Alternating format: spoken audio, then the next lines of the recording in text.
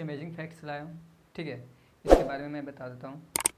जैसे जानवर के बारे में, पशु, जीव जंतु, इन सब के बारे में, ये सब कैसे होते हैं और कितना देख सकते हैं, महसूस कर सकते हैं, ये सारे जैसे हम लोग मानव करते हैं वही, ठीक है, वो जानवर भी कर सकते हैं। स्मेल ले सकते हैं, सुन सकते हैं, सूंघ सकते हैं और महसूस भी कर सकते हैं, ठीक है।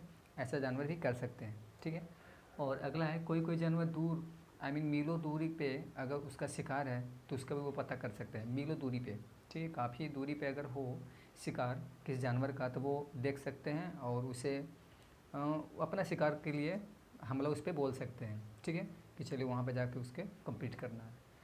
उसके बाद है, चींटियों में झुंड बनाकर चलते हैं। जैसे कोई चींटी होता है, जब एक चींटी आगे आगे चलता है तो उसके जस्ट पीछे पीछे ही, ठीक है, आगे वाले चींटी का फॉलो करता है पीछे वाले चींटी। तो ऐसा वो ऐसा इसलिए होता है क्योंकि आगे वाला जो चींटी होता है वो कुछ क्लू छोड़ता है पीछे वाली चींटी से, ठीक है, पीछे वाले चींटी के लिए। आगे वाला चींटी कुछ क्लू छोड़ देता है पीछे वाले चींटी के लिए, तभी वो आगे आगे चींटी जाता है तो उसके पीछे से कुछ चींटी और भी उसके पीछे पीछे चली जाती है। हाँ, अगर आपके अगर चींटी चल रही है और कुछ प्रॉब्लम नहीं कीजिए और उसके बीच में अगर कुछ आप जैसे कॉफ़ी वगैरह रख दीजिएगा तो अपना फिर ध्यान भटक जाएगा उसका, ठीक है। और जो स्मेल जो छोड़ रहा था, कुछ क्लू छोड़ रहा था आगे वाला चींटी, अब वो पीछे वाले चींटी के लिए क्लू नहीं मिल पाएगा तो वो अपना रास्ता बदल लेगा, ठीक है। नेक्स्ट है, जो रेशम का कीड़ा होता है वो आसानी से अपनी मादा को उसकी गंध के कई किलोमीटर दूर तक पहचान सकता है। कहने का मतलब ये है, जो रेशम का कीड़ा होता है, ठीक है, वो अपनी मादा को कई किलोमीटर दूरी तक वो पहचान सकता है कि वो वहाँ पे है या यहाँ पे है, ठीक है, कई किलोमीटर दूरी पे। जैसे कि कई किलोमीटर कहने का मतलब 2, 4, 5 या इससे ज़्यादा भी हो सकता है, ठीक है। इतना किलोमीटर पे क्या, अगर दूरी पे अगर मादा कीड़ा है तो ये जो नर जो रेशम कीड़ा होते हैं वो पहचान लेते हैं कि वो वहाँ पे है, ठीक है, मादा कीड़ा, ठीक है। और इसके बाद है, एक कुत्ता आसानी से पता लगा सकता है। जैसे कुत्ते के बारे में बात करते हैं तो एक कुत्ता आसानी से पता कर सकता है कि उसके इलाके में कोई अलग कुत्ता आया है या नहीं आया। वो देखिए कहीं कहीं कुत्ता ना ऐसा कुछ करते रहता है, डॉगी कुछ ऐसा करते रहता है जैसे कि कहीं स्मेल या सूंघते रहता है, ठीक है, स्मेल लेते रहता है रोड के किनारे या किसी पेड़ पे, पेड़ के जड़ के पास में या किसी और अलग जगह पे, ठीक है। तो वो बस ये पता करता है, ठीक है, कि कहीं कोई अलग मतलब कि उसके इलाके में कोई अलग डॉगी तो नहीं आया, ठीक है, उसी की जाति का कोई अलग तो आया तो नहीं है। अगर आया हुआ होगा तो वो, ठीक है, उस इलाके का कुत्ता जो है, डॉगी है, वो पता कर लेगा उसके स्मेल से एंड उसके मल मूत्र से, ठीक है। तो वो स्मेल से वो पता कर लेगा कि उसके इलाके में कोई अलग कुत्ता आया है या नहीं आया, ठीक है। तो वो देखिए कुत्ते जो होते हैं, डॉगी जो होते हैं, जो अगल बगल रोड के किनारे, ठीक है, वो जो भी जैसे कि मल मूत्र त्यागना हो तो हमेशा रोड के किनारे या कहीं गंदगी जगह पे वहीं पे जाकर अपना जो करना है वो क्लियर कर लेते हैं, ठीक है। और उसी से टैप से वो, अब वो ये समझ कह सकते हैं कि डॉगी का वो फैक्सिंग होता है, वो कुछ होता है जो वही टाइप में वो खोजता है, एरिया ही वो ऐसा वो ढूंढते हैं जो इसी टाइप का होता है, गंदगी टाइप पे, ठीक है। ये कहीं कहीं साफ वाला भी हो सकता है, बट किसी दूसरे, मैं बस ये बता रहा हूँ कि किसी दूसरे इलाके के अगर डॉगी हैं और उस इलाके में आए हैं उनके इलाके में, तो उनको देखने के, उनके जांच पड़ताल करने के लिए वो खुद वो जो उस इलाका का जो डॉगी है, ठीक है, जो उस इलाके का जो डॉगी है वो आसानी से पता कर सकता है दूसरे जो डॉगी आते हैं उसके मल मूत्र से, ठीक है। वो आसानी से स्मेल लेकर, वो जो इस इलाके के कुत्ते हैं वो स्मेल लेकर वो पता कर सकते हैं कि इस इलाके में मेरे अलावा भी कोई और डॉगी वहाँ पे आया होगा, वो इस तरीक़े से पता कर लेते हैं, ठीक है। और इसके बारे में तो और है, और हम नेक्स्ट में चलते हैं, इसके बाद क्या होगा, ठीक है। और भी जैसे जानवर के बारे में बता चुके हैं, कोई कोई जानवर दूर में, हाँ, और एक और भी है, हल्की आहट। ये हल्की आहट कहने का मतलब ये है, ठीक है, जानवरों को हल्की आहट से भी वो अपनी आसानी से पता कर सकते हैं कि जैसे कि हल्का आहट हो तो महसूस कर लेते हैं। जैसे बिल्ली, जैसे मैं बता चुका हूँ, फिर मैं एक बार फिर से रिपीट कर रहा हूँ, ठीक है। जैसे बिल्ली ये होती है कि हल्का सा भी अगर आहट आप ऐसे कुछ डराने की भी कोशिश कीजिएगा तो आसानी से वो भाग जाएगा, ठीक है। यानी उसके हल्का सा आहट भी, या वो सोया हुआ भी है फिर भी, सोया हुआ है फिर भी आप उसे अगर चाहेंगे तो, अगर चाहेंगे कि उसके पास में जाकर उसे उठा लें तो यह मुश्किल है, ठीक है। वो हल्का सा आहट में ही वो अपना चौकन्ना हो जाता है। वो सबके जो खैर मैं उसके फिर डिटेल्स में बताऊँगा कैसे होता है। चींटियों के झुंड वाले में इसका भी मैं बता चुका हूँ कैसे चलते हैं। अगर उनके झुंड को तोड़ना है ठीक है तो सावधानीपूर्वक कीजिएगा। इससे कुछ करना करके देखना भी होगा तो सावधानीपूर्वक कीजिएगा, किसी को आहट ना पहुँचे, ठीक है। तो अगर चींटी चल भी रहा है लाइन से बनाकर तो इस लाइन को हल्का बस एक तिनके के सहारे हटा दीजिए ताकि वो इधर उधर हट जाए, तब आप कॉपी रखिए, ठीक है, ताकि उनको भी आहट ना हो, ठीक है, कुछ घात ना महसूस हो।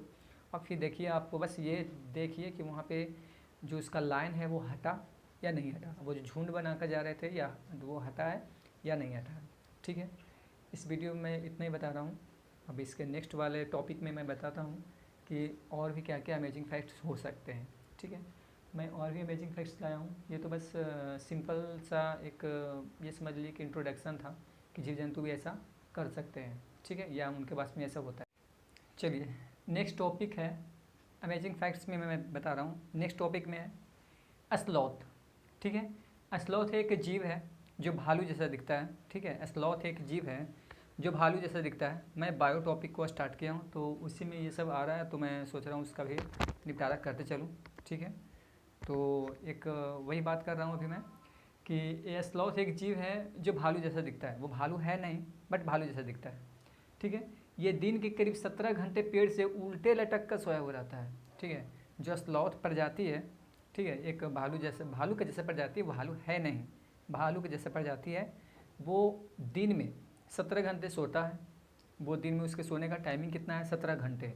और 17 घंटे सोता तो है बट वो उल्टे होकर सोता है। कहने का मतलब है कि सिर नीचे रहेगा और पैर ऊपर रहेगा, ठीक है। ये उल्टे होकर सोता है और वो भी मस्ती से। कहने का मतलब है मस्ती से, ये कोई कुछ उसके लिए ये उसके लिए कुछ प्रॉब्लम वाली बात नहीं है, वो मस्ती से, ठीक है, नीचे सर करके सोता है 17 घंटे, दिन में 17 घंटे।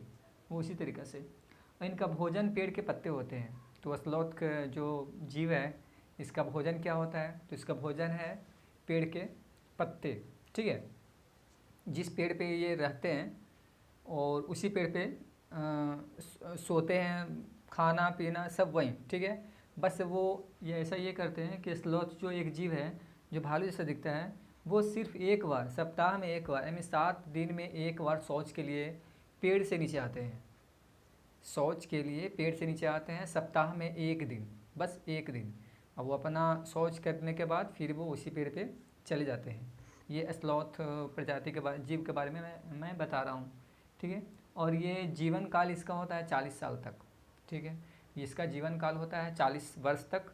ये 40 वर्ष तक जिंदा रह सकता है, जीवित रहता है 40 वर्ष तक। और वो उन 40 वर्षों में से सिर्फ 8 पेड़ के पत्तों को खा सकता है। कहने का मतलब है कि पूरे अपने जीवन काल में 8 पेड़ पे ही वो 8 पेड़ पे आते आते 8वां पेड़ होते होते उसका जीवन काल की अवधि क्या होता है? समाप्त हो जाता है। I mean वो 40 साल वो गुजार देता है। वो 8 पेड़ पे, वो 8 पेड़ किसी भी पेड़ का हो सकता है बट उसका मेन जो भोजन है, खाने का जो है, वो पेड़ के पत्ते ही खाता है। वो जिस पेड़ पे रहता है उसी पेड़ के पत्ते ही खाता है वो, ठीक है। मैं इसके बारे में सारे चीज़ बता चुका हूँ। और ये दिन में करीब 17 घंटे उल्टे होकर सोता है, वो भी मस्ती से, यही बता दिया हूँ, ठीक है। ये स्लॉथ के बारे में हुआ, जो कि एक कैसा है? तो एक भालू जैसा दिखता है लेकिन भालू होता नहीं, ठीक है। तो नेक्स्ट टॉपिक, चलिए आज अब नेक्स्ट टॉपिक है। मैं अब कुछ बाघ के बारे में कुछ अमेजिंग फैक्ट्स बताने वाला हूँ। वो कैसे, किस तरीक़ा से अपने शिकार को पहचान पाएगा या शिकार को अपने पहचान नहीं पाएगा, ठीक है, उसके बारे में मैं बताने वाला हूँ। तो चलिए देखते हैं। पहला पॉइंट में मैं लिख कर रखा हूँ कि बाघ अंधेरे में भी मनुष्य से 6 गुना ज़्यादा देख सकता है, ठीक है। बाघ की जो देखने की जो क्षमता होती है वो मनुष्य से 6 गुना ज़्यादा होता है, मनुष्य से 6 गुना ज़्यादा। कहने का मतलब अगर अंधेरे में मनुष्य को कोई वस्तु अगर धुंधली प्रतीत हो रही है तो वही चीज़ या वही वस्तु, ठीक है, बाघ को देखने में मतलब बाघ को देखने में कोई भी कठिनाई के सामना करना नहीं पड़ेगा। वो आसानी से उस वस्तु को देख सकता है, ठीक है, क्योंकि वो 6 गुना ज़्यादा मनुष्य से 6 गुना ज़्यादा अच्छी तरीक़े से देख सकता है अंधेरे में भी। नेक्स्ट टॉपिक है, बाघ की जो मूछें होती है हवा में हुए कंपन को भाप लेती है। ठीक है, जो बाघ की जो मूछें होती है आगे टाइप में इस तरीक़े से, ठीक है, तो वो भाप लेती है। उससे मूछे पर से अगर हवा गुजरेगा, ठीक है, हवा गुजरेगा तो वो हवा को भाप लेती है कि वो किस तरीक़ा से है और कहाँ से आ रहा है, किस तरीक़ा से, क्या वहाँ पे कोई शिकारी है या नहीं है, ये सब वो महसूस करके बता लेता है। ठीक है, उससे अपने आप पता चल जाता है। ठीक है, नेक्स्ट है ये अंधेरे में भी आसानी से अपना रास्ता ढूंढ सकता है, क्योंकि मैं पहले ही बता चुका हूँ कि जो मनुष्य है, मनुष्य से 6 गुना ज़्यादा, ठीक है, मनुष्य से 6 गुना ज़्यादा अच्छा से, ठीक है, वो देख सकता है बाघ। तो वो अंधेरे में भी आसानी से अपने रास्ता को ढूंढ सकता है और आगे अपने शिकार के लिए आगे निकल सकता है। ठीक है, नेक्स्ट है बाघ हवा से पत्ते का हिलना एवं शिकारी के पत्ते से हिलाना, इसके बारे में बताता हूँ। जैसे कि कहने का अर्थ है, अगर नेचुरली अगर कोई पत्ता हिल रहा है, जैसे हवा से अगर पत्ता हिल रहा है तो, और अगर कोई शिकारी है जो, जैसे शिकारी मान लीजिए जैसे कोई हिरन, अगर हिरन के अगर कहीं पे कोई झाड़ी में अगर हिरन है और उसके वहाँ होने से, उसकी उपस्थिति से पेड़ की जो झाड़ियाँ हैं या उसके पत्ते हैं जो डोल रहे हैं, तो वो आसानी से पता कर सकता है, बाघ आसानी से पता कर सकता है कि ये जो पत्ते के डोलने का जो सिचुएशन उस तरीक़ा से है, वो आसानी से पता कर सकता है कि ये यहाँ पे हवा से ये डोल नहीं रहा है, बल्कि यहाँ पे कोई शिकारी है।